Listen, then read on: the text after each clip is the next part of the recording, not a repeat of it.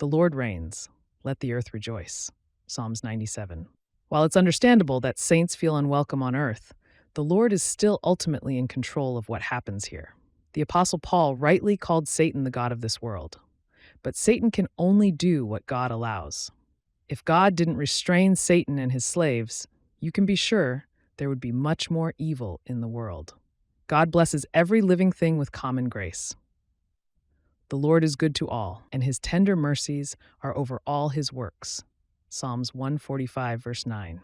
He did not leave himself without witness, in that he did good, gave us rain from heaven and fruitful seasons, filling our hearts with food and gladness. Acts 14:16. Do I have any pleasure at all that the wicked should die, says the Lord God, and not that he should turn from his ways and live? Ezekiel 18:23. In hell, evil spirits are owned by Satan, but when God allows them to roam the earth, they can only do what God allows. Most of the rulers of earth are owned by Satan, but rulers who belong to Satan ultimately do God's will. To paraphrase Christ, leaders can do nothing against saints unless God give them permission. John 19:11. That's why the Apostle Paul told saints, "Submit yourselves to every ordinance of man for the Lord's sake.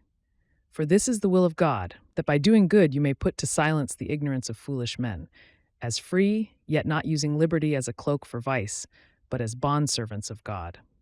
Honor all people, love the brotherhood, fear God, honor the king." 1 Peter 2:13-17.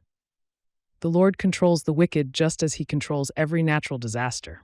The same God who knows when a sparrow dies knows when you suffer persecution. Of course, when God's law conflicts with man's law, you must say with the Apostle Peter, "We ought to obey God rather than men." Acts 5, verse 23. For this life's long night of sadness, he will give us peace and gladness. Soul, remember, in thy pains, God our all forever reigns.